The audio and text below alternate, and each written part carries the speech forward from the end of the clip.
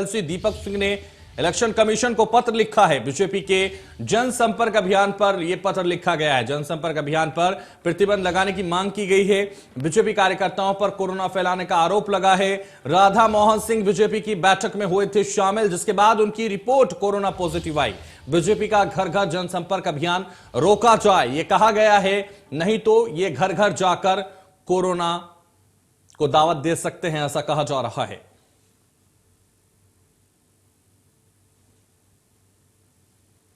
तो मुख्य निर्वाचन आयोग को यह पत्र लिखा गया है और कल भारतीय जनता पार्टी की जो प्रदेश समिति की बैठक में उत्तर प्रदेश प्रभारी श्री राधा मोहन जी कोरोना पॉजिटिव पाए गए हैं। उन्होंने खुद अपने संपर्क में आए सभी लोगों को कोविड-19 का टेस्ट कराने की सलाह दी है। भारतीय जनता पार्टी के तमाम नेता जो उक्त बैठक में उनके ठीक बगल और साथ में बैठे हुए थे, वो चुनाव अभियान के तहत भारी भरकम भीड़ के साथ जनसंपर्क कर रहे थे, जिससे कोविड-19 के संक्रमण फैलने की आशंका है। और ये इस पत्र में कहा गया है कि भाजपा का यह प्रचार घर घर जनसंपर्क अभियान नहीं रोका गया तो घर घर कोरोना वायरस फैलाने का अभियान साबित हो सकता है।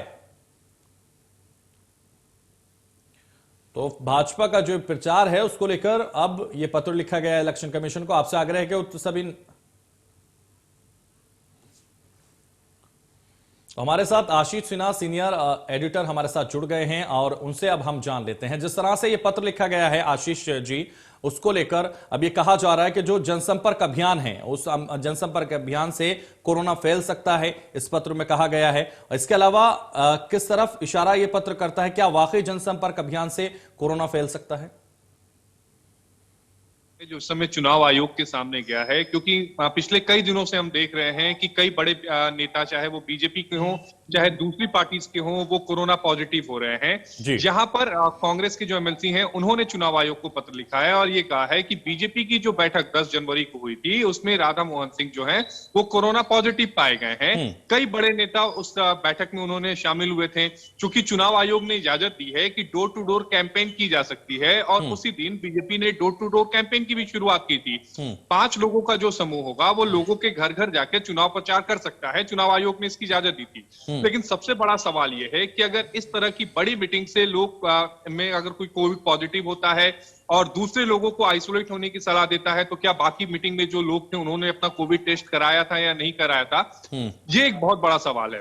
बिल्कुल, तो बड़ा सवाल ये है को ये तय करना है। जी बिल्कुल, आपने कहा कि जिस तरह से बड़ा सवाल उठता है कि वाकई जो रिपोर्ट आई थी उसमें कोरोना पॉजिटिव कौन लोग थे या उन्होंने अपनी जांच कराई थी कि नहीं कराई थी, इस पर सवाल खड़ा होता है। लेकिन अगर हम थोड़ा सा पीछे चलें आशीष जी और वो देखें, जब ये घोषणा की जानी थी चुनाव की, उससे पहले मीटिंग की गई थी सभी संगठनों के साथ, सभी नेताओं के साथ, और चुनाव आयोग ने यह तय कर दिया था कि सभी गाइडलाइन का पालन करना होगा, मास्क लगाना होगा और जो रणनीति बनाई जाएगी न सिर्फ कोरोना की बल्कि उसकी गाइडलाइंस को फॉलो करने की, उस पर खरे उतरना होगा। अब ऐसे में ये सभी पार्टियों के लिए है कि क्या वो खरे नहीं उतर रहे, जिसकी वजह से इस तरह से कोरोना के जो मामले हैं बढ़ रहे हैं, या सवाल उठ रहे हैं? देखिए, कई सारे जो शिकायतें हैं वो चुनाव आयोग के पास आ रही हैं। चाहे वो गाजियाबाद में कांग्रेस के पार्टियों द्वारा, कार्यकर्ताओं द्वारा एक साथ बहुत सारे लोगों को एकत्रित करने का मामला हो, चाहे इमरान मसूद द्वारा एक छोटी सी रैली या फिर छोटी सी जनसभा करने का मामला हो जिसकी शिकायत चुनाव आयोग में की गई है, या फिर बीजेपी के विधायक हैं उत्तराखंड से, उन्होंने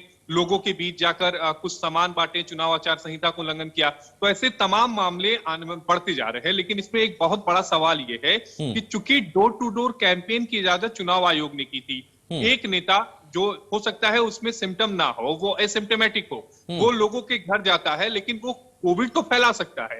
ये एक बड़ा सवाल चुनाव आयोग के सामने रहेगा। क्योंकि अब इस मामले में चुनाव आयोग को पत्र लिख दिया गया है, तो मुझे लगता है कि चुनाव आयोग इसे गंभीरता से लेगा और आने वाले समय में बिल्कुल अब ये देखना होगा कि चुनाव आयोग इसको कितना गंभीरता से लेता है और इस पर क्या निर्णय लेता है। बहुत शुक्रिया हमारे साथ जुड़ने के लिए आपका।